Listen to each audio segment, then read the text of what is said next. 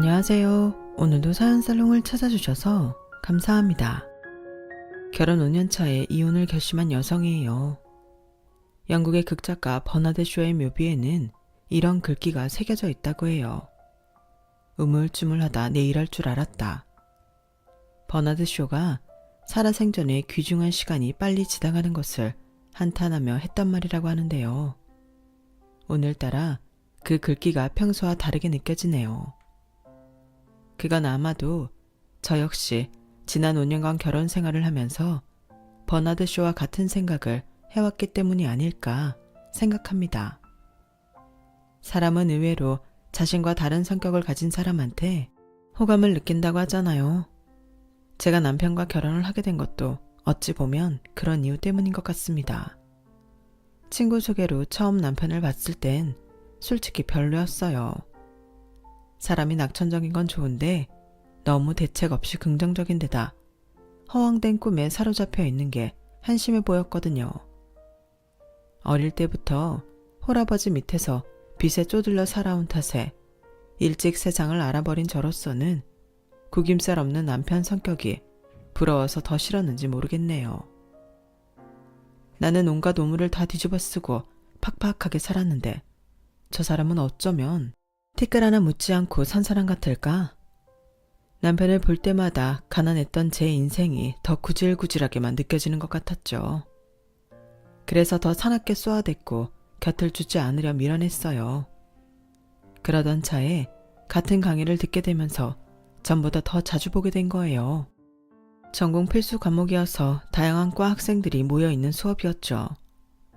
같은 과 동기들과 떨어져 혼자 수업을 듣게 된 저와는 달리 남편은 과 동기들과 함께 수업을 듣고 있었어요.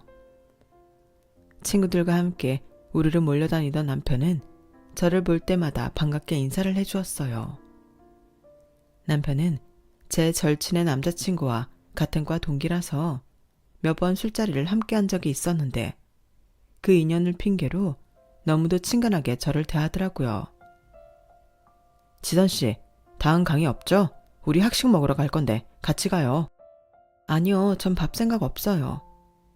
에이, 누가 밥을 생각으로 먹어요. 배고파서 먹고 밥 때가 됐으니까 먹죠. 그러지 말고 이리 와요. 남편은 싫다는 사람을 굳이 끌고 가서는 기어이 제 입에 돈가스를 집어넣더군요. 그리고는 그날 이후 너무도 당연하게 강의가 끝나면 제자리로 와서는 밥 먹으러 가자며 끌고 가는 거예요.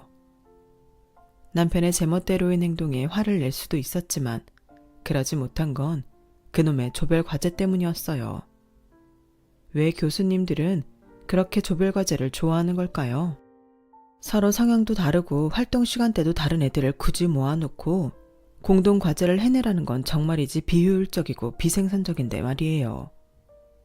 늘 혼자 다니던 저는 남편의 호의 탓에 남편과 같은 조에 편성이 되었고 그 바람에 학기 내내 강의 시간을 제외하고도 수시로 문자와 전화 연락을 하게 되었어요. 점심시간엔 밥도 같이 먹게 되었고요. 진짜 조별과제만 아니면 말 한마디 안 섞어도 되는 인간이랑 내내 붙어 다니려니 미치겠더라고요. 그런데도 이런 제 마음을 아는지 모르는지 남편은 우리가 대단한 사이라도 되는 것 마냥 저를 늘 끼고 다니려 했어요. 굳이 자기네 과 동기들한테까지 일일이 저를 소개시키면서 말이죠. 그럴 때마다 속으로 화를 꾹꾹 눌러가며 참았던 저는 조별과제 발표를 앞두고 뻥 터져버렸어요. 싫은 자리에 끌고 다니는 건 참을 수 있지만 성적과 관계된 과제를 미루는 건 참을 수 없었거든요. 더군다나 저는 집안 사정 때문에 장학금을 꼭 받아야 하는 처지라서 더 그랬어요. 남편과 친구들은 성적을 잘 받아도 그만, 못 받아도 그만이라는 식으로 과제를 설렁설렁 했는데 결국 그들의 태만으로 열심히 준비한 제 점수까지 깎아먹히게 될 판이었어요. 야, 니들은 대학을 술 처먹으러 다니냐? 시간이 남아 돌아서 부모 돈 써제끼라고 다니느냐고. 니들이 인생을 어떻게 살든 난 상관없어. 하지만 남의 인생에 피해는 주지 말아야 할 거 아니야. 내일이 우리 조 발표인데 아직도 자료 조사가 안 됐다는 게 말이 돼? 내가 각자 분담표 나눠준 지가 언젠데 아직도 이 지랄들이냐고. 니들 때문에 조별과제 망치면 니네가 내 학점 책임질 거야? 난 니들처럼 돈 많은 부모도 없고 장학금 없으면 대학도 못 다니는데 니들이 책임질 거냐고. 그동안 쌓인 게 많았던 저는 가감없이 제 감정을 표출했고 평소와 다른 제 모습에 남편과 그 친구들은 놀라서 입만 쩍 벌리고 있었어요. 솔직히 애들한테 기대하는 바가 없어서 과제의 70%가량은 저 혼자 맡아서 했는데 그나마도 제대로 안 하니 성질이 날 수밖에 없었어요. 제가 씩씩거리며 주먹을 부들부들 떨고 있자 그제야 남편이 상황을 수습하려 애쓰더군요. 그래, 우리가 좀 심하긴 했어. 지선이 혼자 그 많은 분량을 기껏 다 준비했는데 우린 아직 자료조사도 못 끝냈잖아. 지선아, 미안해. 우리가 잘못했어. PPT 문서까지 남은 건 내가 어떻게든 완성해 놓을 테니까 화 풀어라. 응? 나머지 애들도 남편을 따라 미안하다며 사과를 하더군요. 그리고는 쥐죽은 듯이 과제를 시작했어요. 결국 그날 남편은 친구들 목까지 떠안아가며 날을 새서 PPT 문서를 완성했고 다음날 과제 발표는 성공적으로 끝마칠 수 있었어요. 그리고 학점은 A+를 받을 수 있었죠. 제 성질머리를 제대로 본 남편의 과 친구들은 이후 저를 슬슬 피하기 시작했어요. 하지만 남편은 오히려 전보다 더 제게 치근덕거리기 시작했죠. 사귀고 난 다음에 왜 그랬냐고 물었더니 남편이 그러더라고요. 자기는 자기 성격이 물렁해서 그런지 똑 부러지는 여자가 좋더라고요. 그때 제가 화내는 걸 보면서 이 여자다 라는 생각을 했다나요?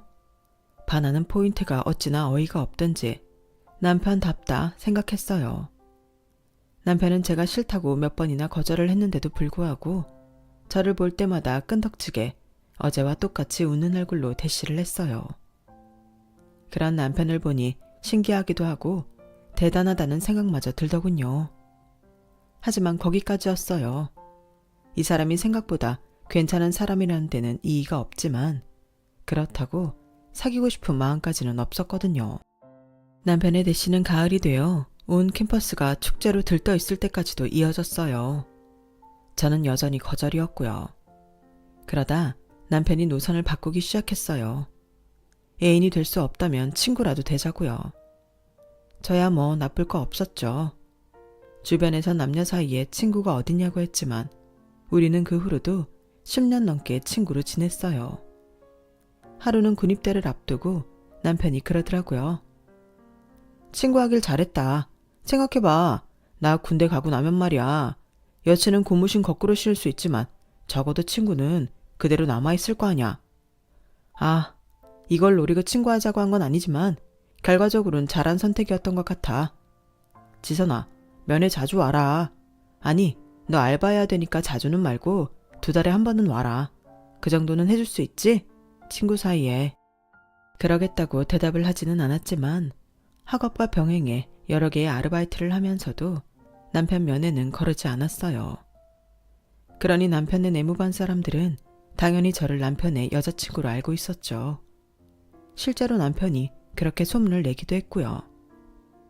남편보다 2년 먼저 사회생활을 시작한 저는 첫 직장에서 만난 남자와 연애를 시작했어요. 남편은 제 연애 코치를 해주었고요. 그리고 제가 이별을 했을 때도 남편이 위로주를 사주었어요.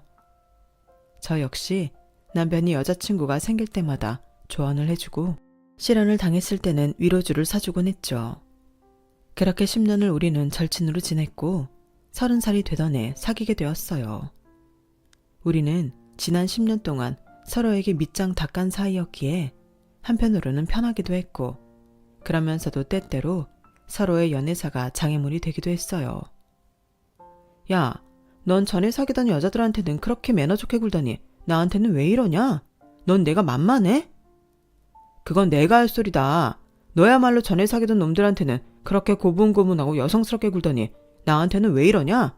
네 눈엔 내가 남자로도 안 보이냐? 툭하면 이런 사소한 일로 싸우긴 했지만 화해도 빨랐어요. 남편이 먼저 고개를 숙이고 들어왔거든요. 그러면 저는 못 이기는 척 받아주곤 했고요. 그렇게 티격태격하면서 2년을 사귀었고 결혼까지 하게 되었어요. 사실 결혼을 결심하기까지 쉽지는 않았어요. 그건 혼자 남을 아빠 때문이었죠. 저희 아빠는 30대 초반부터 저를 혼자 키우셨어요. 아빠가 하시던 사업이 망하자 엄마가 이혼을 요구하셨고 남은 거라곤 빚밖에 없는 아빠한테 저를 떠넘기고 가버리셨거든요. 당시 초등학교 3학년이던 저는 하루아침에 변해버린 환경에 적응해야만 했어요. 그렇지 않으면 안 그래도 힘든 아빠가 더 힘들어하실 것 같았거든요. 그리고 또 하나, 혹시라도 아빠가 저를 버리지 않을까 하는 노파심 때문이었죠. 집세가 밀릴 때마다 집주인 아주머니가 저희 아빠한테 그러셨거든요. 애 키울 주제도 안 되면서 붙잡고 있는 것도 미련한 짓이야. 김씨, 내가 집세 받자고 이런 모진 소리 하는 거 아니야. 김씨도 김씨지만 애 인생도 생각해야지. 어린 게 무슨 죄가 있어. 한창 잘 먹어야 할 나이에 허구한 날 혼자 라면이나 끓여 먹고 있고. 애가 또래 애들보다 키도 작고 체격도 작은 거 봐. 그게 다 제대로 못 먹어서 그런 거라고. 애 맡길 데 없으면 시설에라도 보내. 보냈다가 김씨 형편 좀 나아지면 그때 데려오면 되잖아.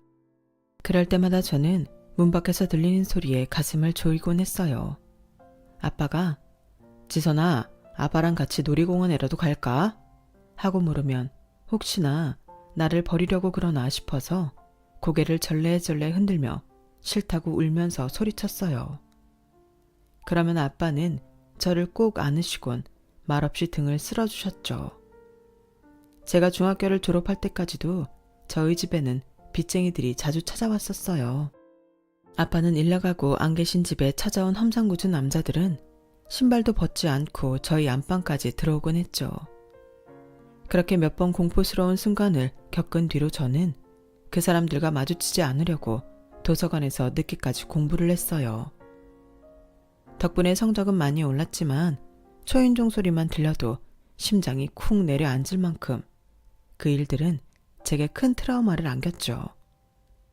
열심히 벌어서 빚을 갚았던 아빠는 제가 고1이 되던 해 드디어 오랜 빚을 다 청산했어요.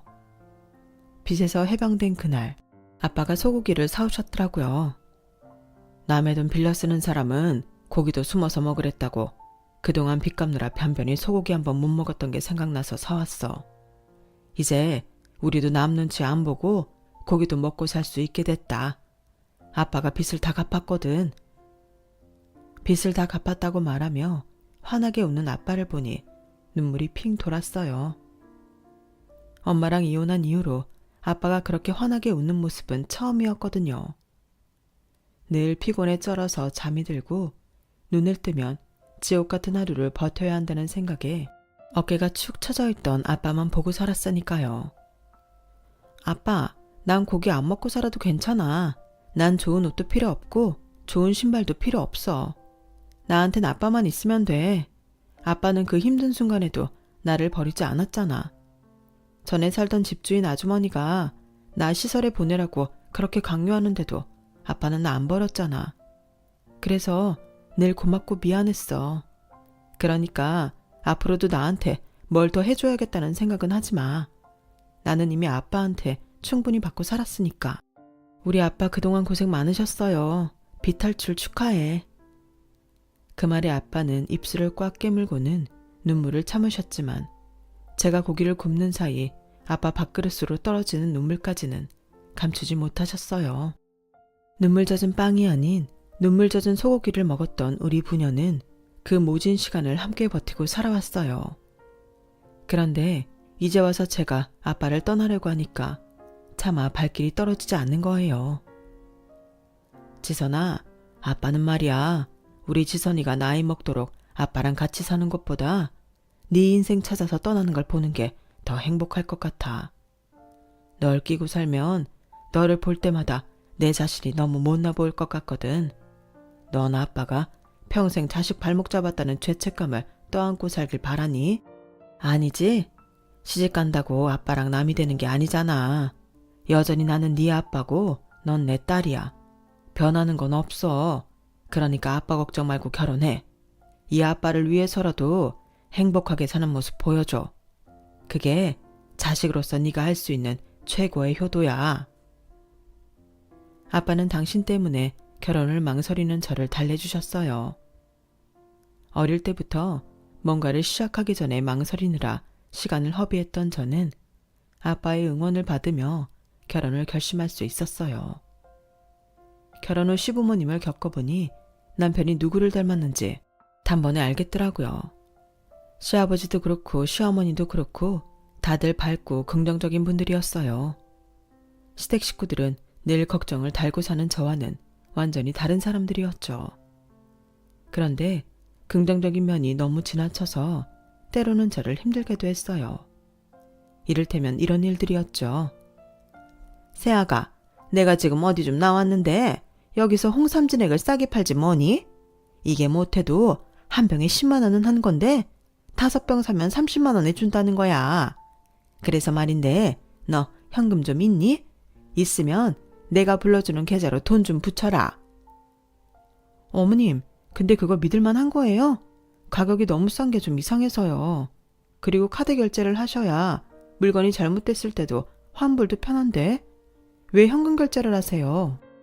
현금으로 해야 싸게 준다잖니. 그리고 물건이 잘못될 게 뭐 있어? 다 아는 사람끼리 믿고 거래하는 건데. 예, 내가 문자로 계좌번호 넣어줄 테니까 바로 붙여라. 그렇게 산 홍삼 진액은 얼마 뒤 가짜로 판명됐어요. 홍삼 감미료가 들어있는 설탕물이었던 거죠. 물건을 판 사람은 일세로 매장을 빌려 며칠 장사를 하곤 바람처럼 사라져버렸죠. 카드 결제를 했다면 지급 정지를 신청할 수도 있는 일이었지만 현금으로 하는 바람에 그마저도 할 수 없게 되었죠. 그런데도 어머님은 설탕물이 몸에 나쁜 건 아니니까 됐다시며 홍삼액이다 생각하고 드시겠다고 하더군요. 그런 어머님한테 제 돈 30만 원을 갚아달라고 말할 수가 없어서 그냥 포기했어요. 그런데 이런 일이 한두 번이 아니라는 게 문제였죠. 매번 사기를 당하시고도 살다 보면 그럴 수 있다고 훌훌 터시는데 그럴 때마다 저는 돈도 깨지고 문제 해결을 위해 신경까지 쓰게 되어서 이만저만 피곤한 게 아니었어요. 게다가 아버님은 어찌나 인생 한 방을 기대하시는지 툭하면 사고를 쳐서 큰 돈을 까먹게 일쑤였어요. 이번 일만 잘 되면 이라는 말로 저희 부부한테 빌려가신 돈도 1,000만 원가량 됐지만 아버님의 인생 한 방은 여전히 터지지 않았어요. 그런데 가만 보니 제 남편이 아버님의 이런 성향을 닮았더라고요. 한동안 코인 열풍이 불었을 때 남편이 저 몰래 코인에 손을 댔다가 수백만 원을 날린 적이 있었거든요. 미쳤어? 나랑 상의도 없이 그 큰 돈을 함부로 쓰면 어떡해? 미안해. 다들 코인으로 돈 좀 벌었다고 하니까 나도 가만히 있을 수가 있어야지. 아, 그게 그렇게 한 방에 훅 갈 줄 누가 알았겠어. 잘만 됐으면 이참에 회사도 때려치우고 인생 역전하는 건데.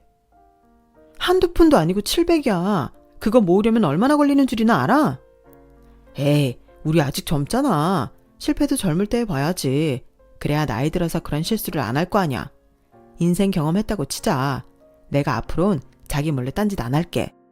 하지만 남편은 그 약속을 지키지 않았어요. 저 몰래 여전히 코인이며 주식에 손을 대고 있었거든요. 하지만 제가 그런 거에 질색하는 걸 아는 사람이라 저 모르게 숨기고 있었을 뿐이었죠. 그렇게 남편의 뒷주머니 사정을 까맣게 모르고 살던 어느 날이었어요. 아빠가 저한테 말도 없이 전화번호를 바꾸셨는지 통화가 안 되는 거예요. 그래서 집으로 찾아갔더니 이사를 하셨다더라고요. 왜 이제야 와? 아버지 이사 간 지 2주나 지났는데 그동안 아버지랑 연락도 안 해봤어. 이달은 회사 일이 바빠서 연락을 자주 못 드렸는데 며칠 전에 전화를 해보니까 없는 번호라고 나오더라고요. 아줌마, 혹시 저희 아빠 어디로 이사하셨는지 아세요? 나야 모르지. 이사 가던 날 사이가 와서 같이 이삿짐 날랐으니까 남편한테 물어보지 그래. 그 길로 바로 남편한테 전화를 했더니 자기가 이삿짐을 날라드린 건 맞는데 갑자기 회사에 일이 터져서 회사로 들어가는 바람에 어디로 이사를 하셨는지는 모른다고 하더라고요. 아니 그런 걸 왜 나한테 말을 안 해? 아빠가 이사를 하면 나한테 먼저 말을 했어야지. 나도 그러고 싶었지. 근데 장인어른이 너한테 말하지 말라고 하시더라고. 내 생각인데 여자가 생기신 게 아닐까 싶어. 두 분이 살림 합치시려고 너한테 말 않고 가신 거겠지. 암튼 아버님이 이사 마치고 정리 좀 되면 연락하신다고 했으니까 그때까지 기다려보자. 아무리 부녀지간이라지만 사생활이 있는 건데 너무 간섭하는 것도 안 좋아. 남편 말대로 아빠한테 여자가 생긴 거라면 더더욱 저한테 비밀로 하시면 안 되는 거라고 생각했어요. 제가 아무렴 아빠가 새 출발하시는 걸 말리겠어요. 지금까지 아빠가 저 하나 키우고 사시느라 얼마나 많은 희생을 하셨는지 누구보다 잘 아는 전걸요. 그래서 더 서운하고 속상했어요. 그 일이 있고 얼마 뒤 남편 말대로 아빠한테 전화가 왔어요. 그런데 번호를 보니까 공중전화더라고요. 아빠, 어디야?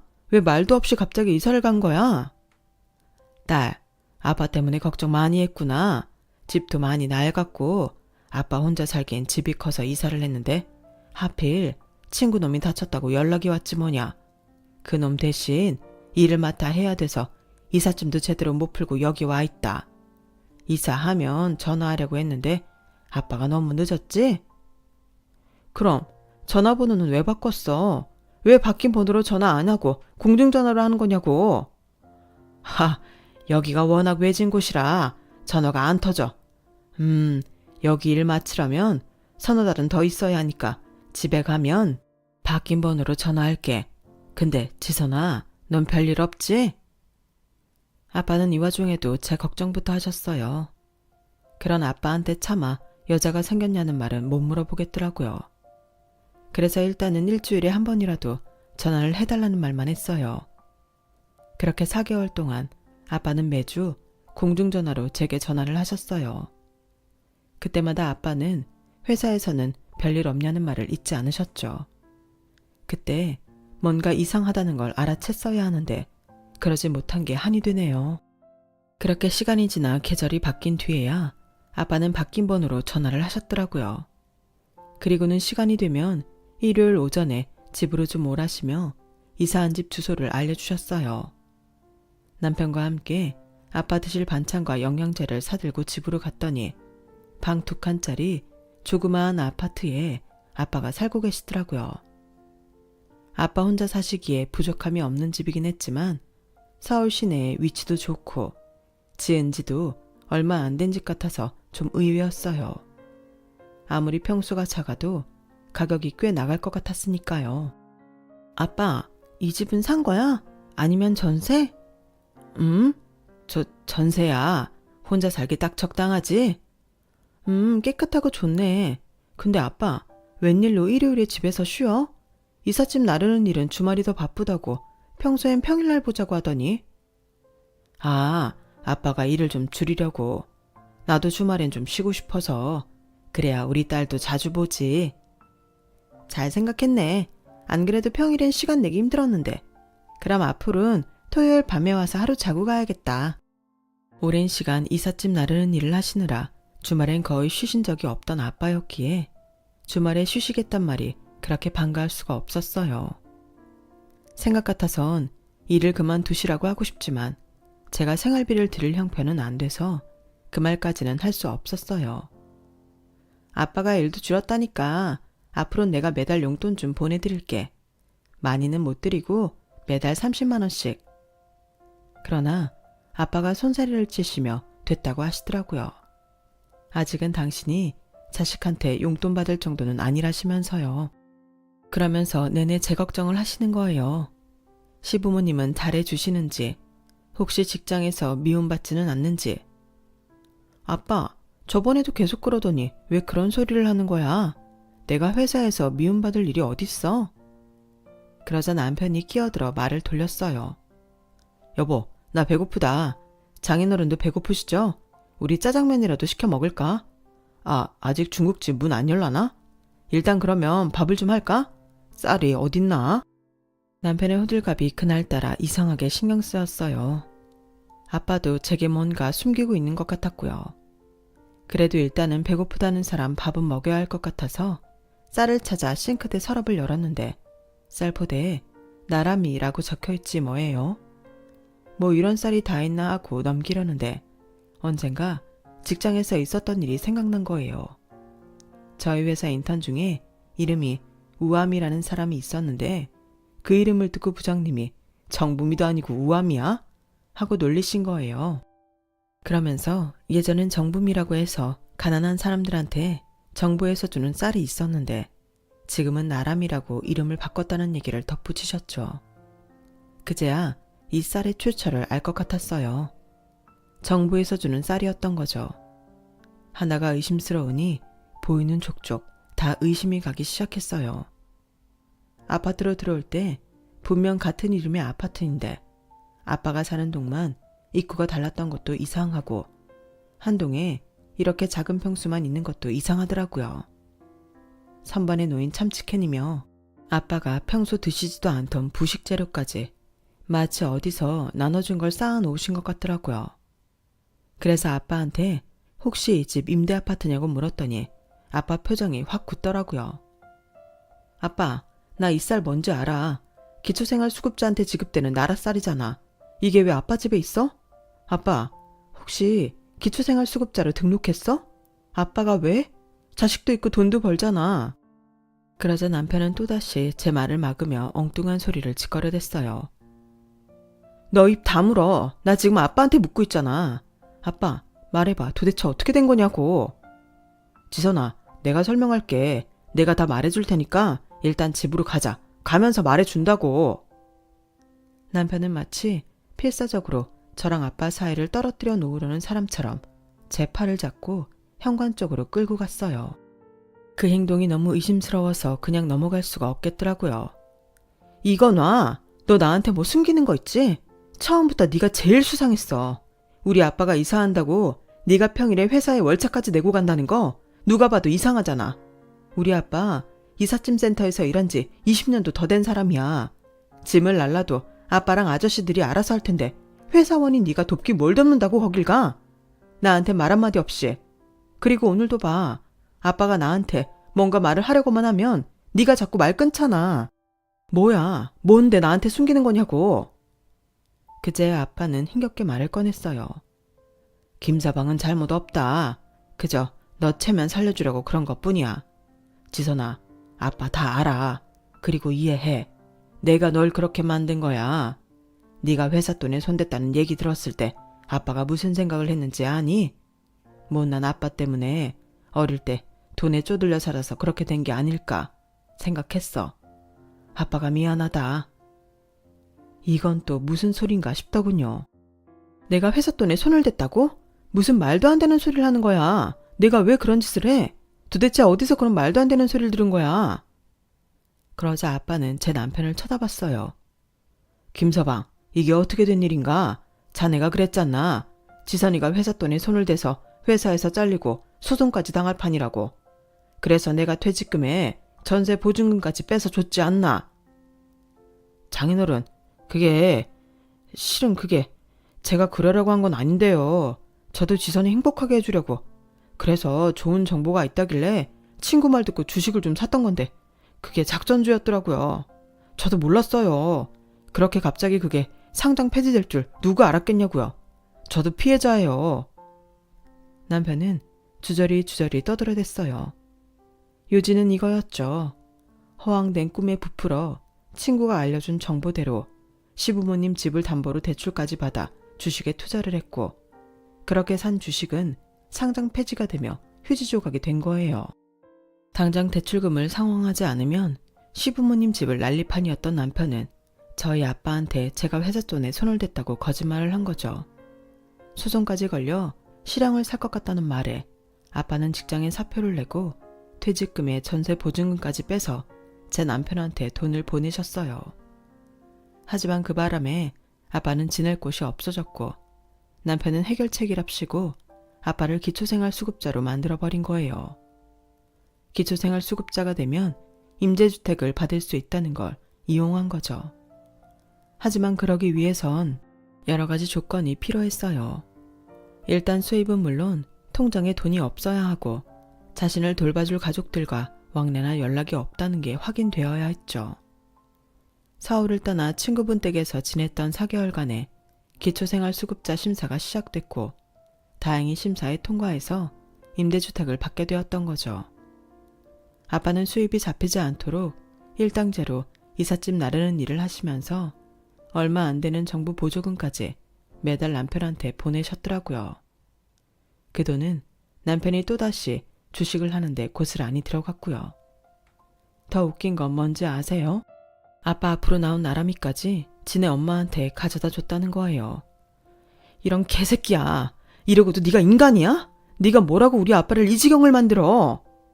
그럼 어떡해. 다 늙은 부모님 집 날리고 길바닥에 나앉게. 그럴 수는 없잖아. 왜 안 되는데? 자식 그렇게 잘못 키웠으면 니네 부모가 책임질 수도 있는 거지. 왜 안 되냐고. 그럼 우리 아빠는 무슨 죄야? 왜 니놈이 싸지른 똥을 우리 아빠가 치우게 하냐고. 당장 되돌려 놔. 우리 아빠 인생 되돌려 놓으라고. 알았어. 내가 이번에 산 주식 한 방 터지면 다 갚아줄게. 이번엔 진짜 확실한 정보 듣고 산 거니까 제대로 한 방 터질 거야. 이런 상황에도 정신 못 차리고 주식 타령을 하는 남편을 보니 이 인간이 내가 아는 그 남자가 맞나 싶더라고요. 그때였어요. 현관문 말발굽이 펼쳐져서 덜 닫혀있던 현관문을 열고 시어머니가 들어오신 거예요.